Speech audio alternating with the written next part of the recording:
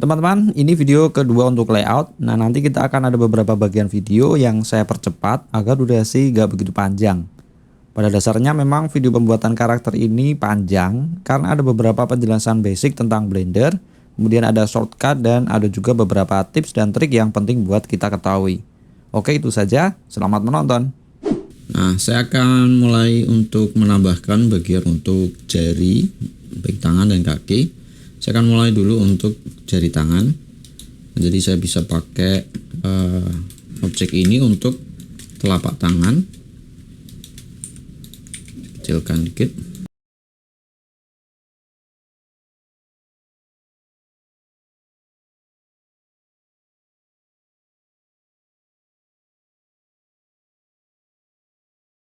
Kemudian untuk bagian kaki, saya juga bisa duplicate aja mending dari objek telapak tangan ini.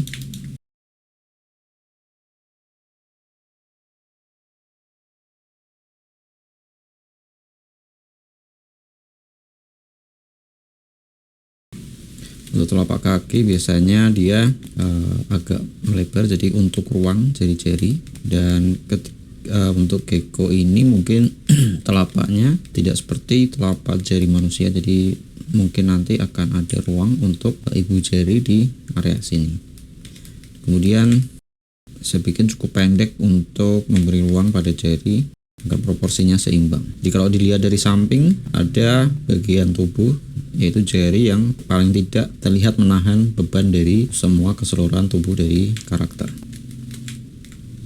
Oke, sekarang untuk jari saya bisa bikin aja baru dari plane ya, saya edit, saya kecilkan, kemudian saya tarik ke atas, saya extrude ya, shortcutnya E di sini tadi. Kemudian kan saya bagi dua dengan Ctrl R ya, subdivide, masih di edit mode, Ctrl R. Kemudian akan ada garis bantu berwarna kuning di sini. Kalau saya tekan scroll atas di mouse, maka dia akan menambah subdivisinya. Nah, di sini saya tambahkan 2. Oke. Kemudian saya klik kiri dan klik kanan untuk confirm. Nah, di sini akan saya tekuk. Nah, untuk tekuk saya akan seleksi vertex-vertex yang ada di atas. Nah, kalau dari samping ini, dari X ya, ketika saya seleksi maka ternyata di bagian sebaliknya tidak terseleksi. Nah, ini kita harus aktifkan X-ray mode ya, toggle X-ray, atau shortcutnya adalah Alt Z. Jadi kalau kita tekan Alt Z maka dia akan tampak sedikit transparan, jadi kita tinggal seleksi seperti ini. Nah, kemudian kita bisa rotate dan atur agar agak melengkung seperti ini ya, kita kembalikan dengan Alt Z. Nah, di sini saya akan tambahkan lagi di modifier, saya akan tambahkan modifier bevel. Jadi saya shift A, kemudian saya ketik PE ya, dan saya klik bevel. Nah, di sini saya akan kecilkan amount.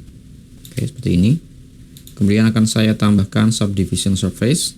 Teman-teman bisa shift A lagi, kemudian search subdivision surface, atau lebih gampangnya bisa tekan Ctrl kemudian tekan angka 1 ya, jadi Ctrl dan angka 1.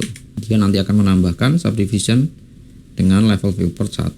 Kalau Ctrl dengan angka 2 maka level viewport akan menjadi 2. Oke, kemudian saya akan letakkan ini di area sini ya. Biar gampang, saya bisa tekan shift klik kanan di area sini, maka 3D cursor ya, yang merah garis-garis ini akan pindah. Nah, di sini saya tinggal tekan shift S, kemudian dengan objek terseleksi ya, saya bisa pilih selection to cursor. Nah, maka dia akan pindah di bagian situ. Oke. Ini bisa saya kecilkan sedikit. Kemudian saya atur supaya dia ada di posisi jari masing-masing. Nah, di sini jari akan saya bikin cuma 4 saja. Nah, di sini saya bisa duplikat.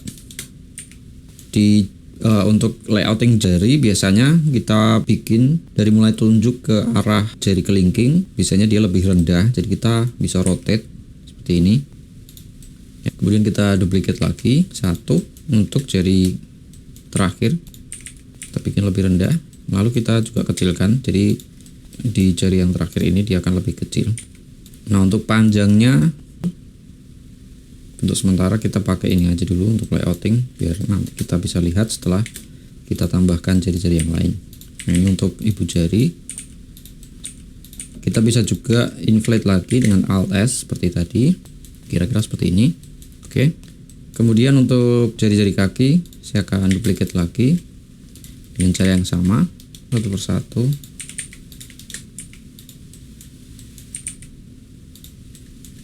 Sama di sini juga jumlah jarinya saya hanya butuh 4 saja.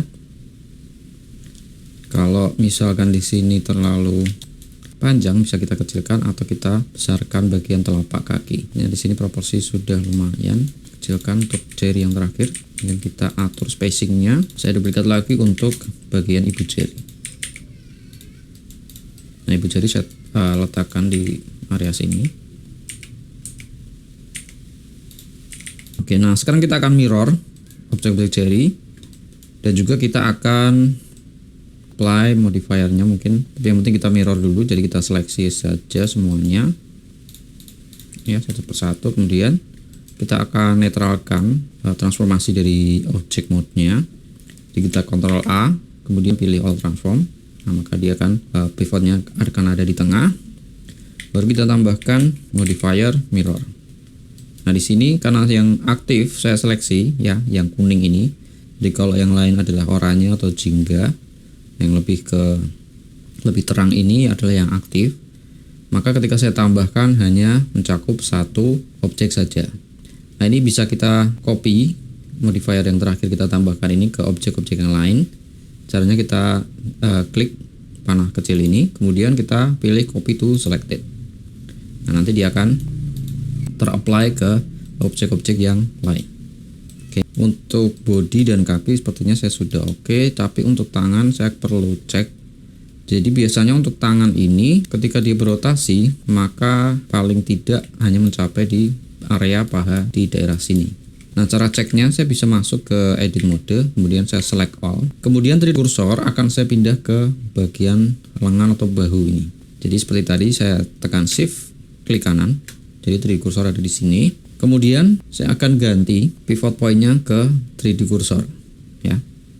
Atau shortcut-nya adalah tombol titik pada keyboard ya. Kalau kita tekan maka dia akan muncul pie menu. Ini namanya pie menu. Nah, kita bisa pilih yang 3D cursor. Jadi ketika saya rotasi dia akan sesuai dengan 3D cursor pivotnya ya. Nah, di sini bisa kita atur panjangnya kira-kira seberapa. Nah, kayaknya ini kurang pendek, jadi saya akan pendekkan. Jadi dari tiap-tiap bagian tangan ini, lengan. Untuk pertama di sini saya akan pendekkan. Kemudian untuk bagian telapak tangan dan jari. Nah, kayaknya ini agak lebih mendingan. Ya. Oke. Baru sekarang kita akan lanjut dengan sculpting. Nah, saya akan mulai dari kepala. Saya akan mulai mendetail bagian kepala. Jadi kita masuk ke sculpt mode, kemudian kita bisa mulai tambahkan subdivisinya. Jadi kita kecilkan kira-kira mungkin 0,6 mungkin. Lalu kita tekan Ctrl R. Nah, di sini sudah mulai agak lebih detail. Di sini saya mau kasih acuan untuk bagian lipatan mulut. Nah, untuk membuat lipatan mulut biasanya garis ini adalah berbentuk busur ya. Jadi kalau kita menggambar, pada umumnya kadang kita hanya menggambar garis mulut itu hanya seperti senyum saja atau hanya garis saja seperti ini. Itu sebenarnya kurang begitu bagus. Kita butuh bentuk yang lebih dinamis, apalagi untuk 3D ya, karena kita lihat dari berbagai macam sisi, maka kita butuh bentuk membusur. Jadi di awal dia akan turun, kemudian semakin ke ujung dia akan seperti senyum. Jadi bentuknya seperti ini ya. Oke, seperti ini saya bikin di detail yang masih kecil ini. Akan saya tambahkan untuk bagian pipi. Nah untuk ini karena masih pengenalan untuk pipeline juga, jadi saya nggak bikin karakter yang mungkin nggak terlalu detail atau bisa kita detailkan nanti. Tapi yang paling penting adalah teman-teman, apalagi yang baru memulai 3D, bisa paham bagaimana pipeline dan apa saja yang perlu diketahui dalam proses pembuatan karakter. Nah untuk bagian kepala ini biasanya kita bikin dia hanya ya sirkular seperti ini.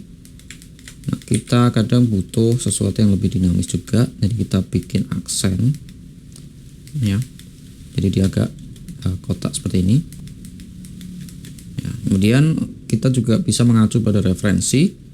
Jika kepala gecko ini dia punya pipi yang agak menggantung ya, kita bisa tambahkan bagian pipi yang lebih menggantung. Sepertinya cukup oke. Kemudian untuk bagian body saya akan rapikan terlebih dahulu. Saya akan tambahkan sedikit detailnya. Oke, saya Ctrl R. Saya akan sesuaikan di bagian pundak untuk bahu ini untuk memberi sedikit ruang. Kemudian untuk bagian dada, nah saya mungkin nggak bakal bikin terlalu detail di bagian body, seperti mungkin saya tidak akan pisahkan bagian dada ya, saya tidak akan bikin seperti ini dada dan sebagainya, karena nanti pasti akan menggunakan pakaian ya, jadi mungkin saya tidak perlu mengkhawatirkan bentuk detailnya, tapi bisa juga kita tambahkan karena kita tidak tahu nanti ketika berada di animasi apakah ada adegan ketika dia tidak memakai baju atau tidak. Di sini saya menghindari ketika karakter saya tidak memakai baju, jadi saya tidak akan bikin terlalu detail mungkin. Nah untuk bagian punggung dia mengikuti kontur dari bagian depan ya, jadi dia agak menekuk di sini, dan usahakan agar area di lengan ini tidak terlalu besar. Saya mau tonjolkan bagian perutnya.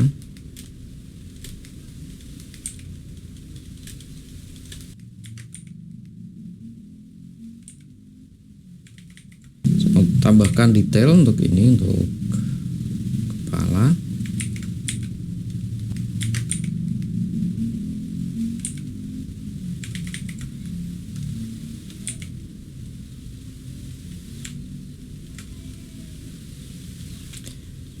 Nah, saya akan berikan ketajaman di sudut-sudut bibir ini. Jadi kalau di sini draw sharp ini adalah ya membuat cekungan garis, maka kalau saya tahan kontrol maka dia akan kebalikannya, jadi tidak cekung tapi dia menonjol.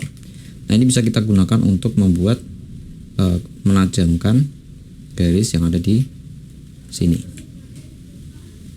Kemudian kalau kita mau menambahkan kerapatan lipatannya, kita juga bisa sedikit tambahkan inflate ya, inflate di sini, jadi dia menjadi agak rapat.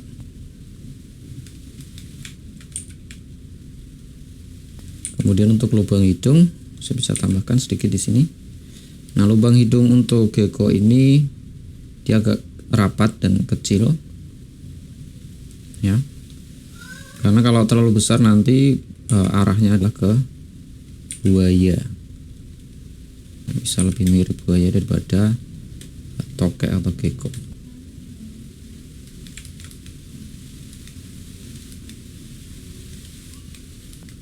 Oke, nah sekarang saya akan mulai detail untuk bagian kepala dan body. Nah di sini saya bisa gabungkan keduanya ya, kepala dengan body. Nah tapi sebelumnya, karena ketika kita sudah gabungkan kita tidak bisa pisah lagi, maka kita perlu membackup apa yang sudah kita kerjakan di layout ini ya. Jadi kita bisa backup, kita seleksi semuanya, kemudian kita duplikat dengan Shift D ya, lalu kita klik kanan untuk confirm, maka kita punya duplikat dari apa yang sudah kita kerjakan. Nah, sekarang akan saya simpan di collection baru ya. Jadi ini ada collection. Nah, saya bikin collection baru, saya tekan M dengan semua objek masih terseleksi ya, objek yang baru. Saya tekan M, kemudian saya pilih new collection dan di sini saya beri nama backup. Jadi suatu saat ketika kita tidak suka dengan progress yang kita bikin setelah layouting, maka kita bisa ambil kembali objek-objek yang ada di backup. Oke. Nah, kemudian kita matikan, matikan check mark yang ada di sini supaya dia nggak kelihatan ya. Nah, di sini sekarang kita sudah punya backup, artinya kita bisa masuk ke tahap yang lebih lanjut yaitu sculpting. Karena di sini layout kita sudah cukup puas, saya pikir sudah cukup puas dengan layoutnya, maka kita bisa masuk ke tahap sculpting yang lebih lanjut.